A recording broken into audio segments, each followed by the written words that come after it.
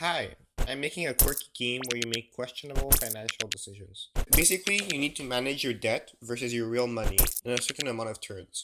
In this video, I will cover a couple of crucial changes I made over the last few weeks.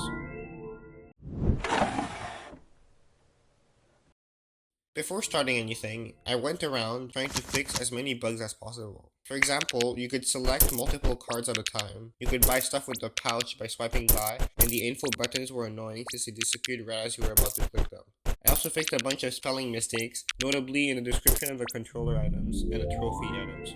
Most of these changes came from feedback I got from my playtesters, which I'm really glad for since I would have never caught them by myself.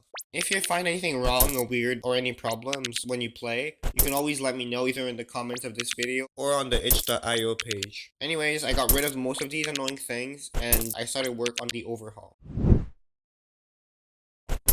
The main problem with the first draft of my game was that it was very linear. You had one goal, and when you reached it, you slowly accumulated more coins until you could buy anything and experience everything. That was not the intended experience, since, well, it is a roguelike. The majority of the content is meant to be found over multiple runs. I ran through a couple of different ways to fix this in my head, but the best way I found was resetting everything at some point. I wanted to keep the main elements I had already coded in, but also I knew that I would need to change a couple of things around. I had trouble making a lot of progress. I had like a general plan in my head, but like the progress was slow. But eventually, 1 week ago I finished my vision. The main thing, like I said, was resetting the game. I didn't want the players to be able to accomplish everything, so I wanted a way to set back their progress, but not fully, like not as much as when they lost. I wanted them to keep something, but also keep on playing, being able to feel like they're progressing in the game. I decided to go with a round system, which would work alongside the already existing turn system. It works like this. Basically, you get a certain number of debt, coins, and turns every round. You then need to get your debt below the number of coins before the turn counter gets to 0. I really like this idea since it really stuck to the base idea, and it also seemed pretty easy to implement. I knew it would require a few key modifications though. First of all, what progress would be reset, and what would you carry over to the next round? Second of all, I had to partially remove the concept of turn buying items, since they ruin the stakes of the game. It's basically like being able to buy infinite turns, which just messes up how the game works. Finally, I had to decide on a system for knowing how many turns, debt, and coins you would get, as well as a round 1 stat screen, which I made like a whole UI for, which I'm pretty proud of, which I'll show you at the end. For keeping stuff across multiple rounds, my original plan was to make you choose 3 items out of the upgrades you got, like the trophy that gives you more item choices, or out of the credit cards. So after every round, you had to make a choice about what to keep and what to leave behind. The main problem with this method, at least the way I saw it, is that it gets kind of annoying over time. Like you don't always want to choose. As I found through my other games, not everything needs to be a choice. I instead did it so that you always keep your cards as you go from round to round, but at the same time, all your other items reset. That's not a perfect solution either, since the value of like the things you lose goes down, because why would you want to buy something that you're gonna lose versus something that you can keep forever? Well, until you die. But right now, that's kind of like the decision I made. I'm gonna test it and see what feedback I get. For my second point about like items that buy turns, the fix was easy enough. Like at the current state of the game, when I started making the change, I had 4 of those items and 1 card that had a similar effect. For the items, they basically did the same thing but at different prices and with different amounts of turns. And they basically just gave you a certain number of turns when you bought them. However, like I mentioned, you could just keep buying them on and on and on, and since I removed the debt limit mechanic, you could infinitely buy them, which was effectively a problem. There was like no way to lose if that's how you did it. So I removed all the items except for the cheapest one, which is called the beach ball. The beach ball's purposes in the description is written, it basically delays the inevitable, which I feel is a fair change, because instead of you buy something and you don't have to worry about turns for a while, it's just you buy something just as like a cheat code, as like an extra, like a straight away an extra turn. And it's not broken at all like its counterparts, because like I said, it only buys an extra turn, which is overall pretty harmless. Like technically, if you got one every turn, you could keep on buying it, but then your debt would just go up and you wouldn't be buying any other item. So it doesn't work. Plus, like, you stop having it once and then you start like losing. After a bit of testing with like the success of the ball, I decided to add the crooked die, which is the next item, it gives you 3 turns for like more expensive. I thought I could like make sure the card would work well and wouldn't be too broken if I increased the price.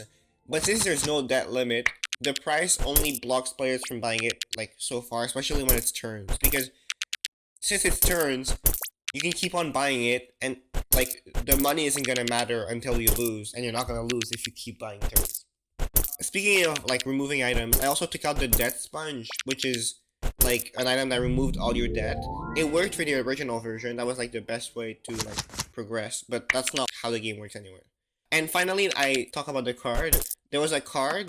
The master play, basically what it did is that every time you bought an item with it, you would get an extra turn. And like the ball, basically, it's not broken at all, really. So, I mean, it gets pretty strong because you can just buy something every turn, and if you buy a ball with it, like, it stacks up. But I'm not, like, here to, like, delete every single thing that's, like, slightly good. So I'm just gonna keep it in, see how it works. I might change it later on. Finally, after fixing all the issues I mentioned, I was ready to implement all the UI necessary. I started off with the round 1 screen, which was pretty simple. I just copied the game over screen I already had, but made a button to go to the next round instead. I also added a few statistics, such as coins and debt. I also made it calculate the difference between the two, so like your coins minus your debt. I want to do something like later on, which I did do. I also made a screen where you choose the next round you want, between 3 options. One that has more turns, one that has more coins, and one that has less debt. The numbers are all random, so any of one of them can be good, like it's not always more turns you want. I made it so that it progressively increases in difficulty, also, so like you get less turns as you go, more debt, so forth. And it's harder and harder as the game goes on. The different advantages aren't the only like cool things about them, since I also added different like possibilities and modifiers. I'm planning to add more as I like add more things, but right now I have 2 different things. Basically, you have a golden offer, which is good in every stat, so good amount of turns, good amount of coins, good amount of debt. I also added free items sometimes that you can have, which are kind of bad because they're basically like the upgrades you can buy in game, but you get them for free. So they lower the value of the upgrade items even more, since why bother buying them to get them for free every once in a while. But still, it's nice to have. Like for example, if you had a golden one, but like another one, like a base one, but with like a free item, you might want to choose the free item instead. I cleaned up everything by fixing any bugs I found, adding the sounds for the UI, and making sure it felt like clean and polished and like it matched up with the sounds and everything.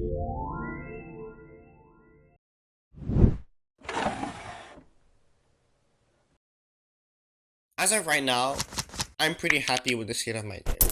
I have a few features I'm thinking about adding, but like they take a lot of time and I have to like think them through a bit more. But I basically finished what I want to do before like I start school.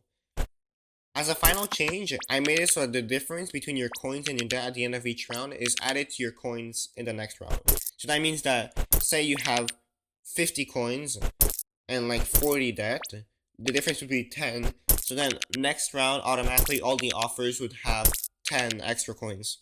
This means if you're really successful in one round, then you have a higher chance of being successful in the next round. And it kind of carries over, but as everything increases in difficulty, it slowly dilutes over time. So it's not fully broken. I kind of like wanted this as a temporary change until I found some like other use for the difference, which is something I had planned for the future. But like it fits really well into the game, and it adds another layer of strategy, and it makes getting a good difference actually worth it. So I'm gonna keep it, I think. Like there's no reason to change it. If you want to try my game, I put the link in the description. Feedback of any kind is appreciated, like I said, from any like new ideas you have, bugs you found, anything that feels like wonky or weird to play with. I'm gonna try to upload next month around this time, so like the 1st of October. But I might not, since Silksong is releasing soon, and I'm like, I don't know how much progress I'll be able to make.